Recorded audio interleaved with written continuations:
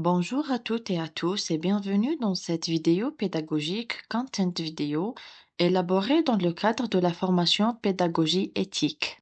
Au cours de cette vidéo, je vais vous présenter deux TP de la matière de dendrochronologie et paléoclimat et qui sont TP numéro 1 intitulé Datation et interdatation et TP numéro 3 dédié aux coefficients statistiques utilisés en dendrochronologie.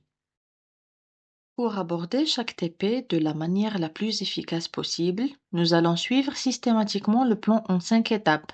D'abord, nous commencerons par les objectifs. Ensuite, nous aborderons les prérequis. La troisième étape sera un rappel sur les notions de base. Après, nous passerons à la méthode. Et enfin, le moment le plus concret, celui de la simulation et le calcul. Nous aborderons notre premier TP qui sera consacré à la thématique de la datation et l'interdatation. À la fin de ce TP, vous serez capable d'illustrer la méthode graphique de l'interdatation, skeleton plot, et d'appliquer l'interdatation virtuelle de séquences de CERN avec une chronologie maîtresse. Pour bien réussir ce TP, il y a deux compétences clés que vous devez avoir. La première est théorique.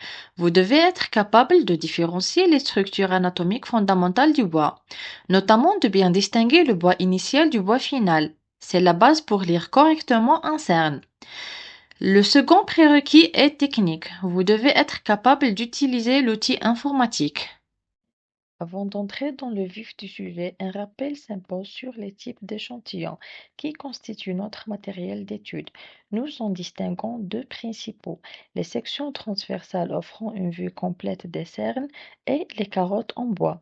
Ces dernières sont privilégiées pour leur caractère non destructif permettant de préserver l'arbre. C'est sur la base de ces échantillons que reposent toutes les analyses d'une étude dendrochronologique.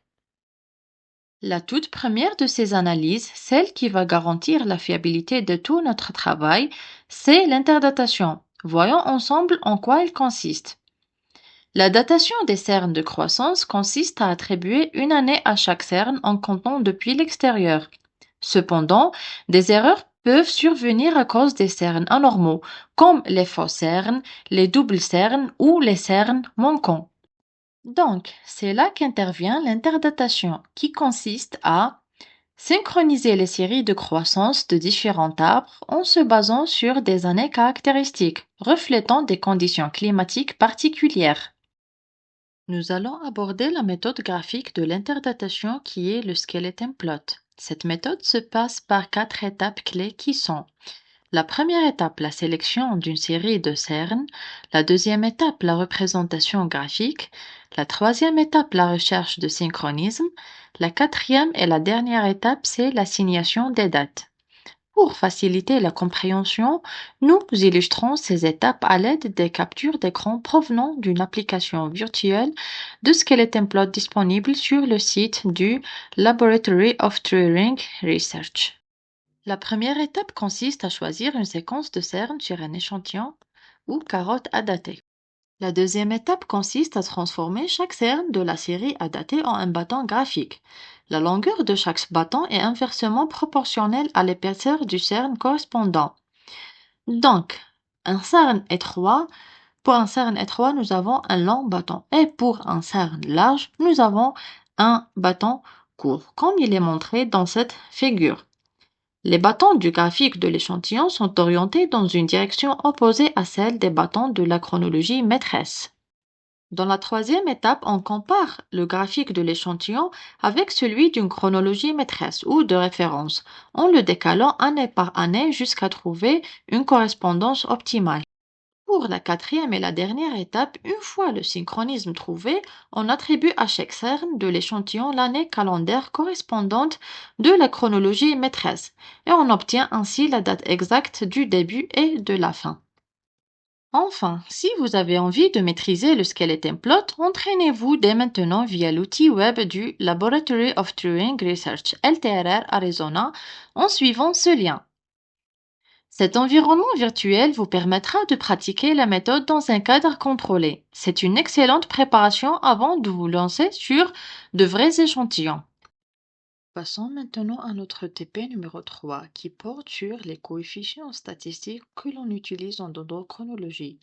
Parmi les divers coefficients statistiques que l'on pourrait aborder, nous allons nous concentrer aujourd'hui sur deux des plus importants. Tout d'abord le coefficient moyen de sensibilité et ensuite le coefficient d'interdatation.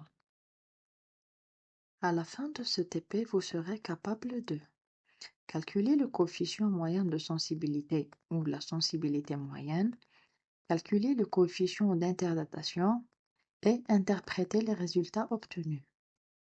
En plus de l'utilisation de l'outil informatique, une connaissance des notions en statistique est requise pour bien suivre ce TP. Commençons par le coefficient moyen de sensibilité ou la sensibilité moyenne. La sensibilité moyenne d'une série chronologique exprime l'ampleur des changements affectant à court terme l'épaisseur des cernes de croissance. La sensibilité moyenne s'exprime comme suit. 1 sur n moins 1 fois la somme de la valeur absolue de 2 fois xt plus 1 moins xt sur xt plus 1 plus xt.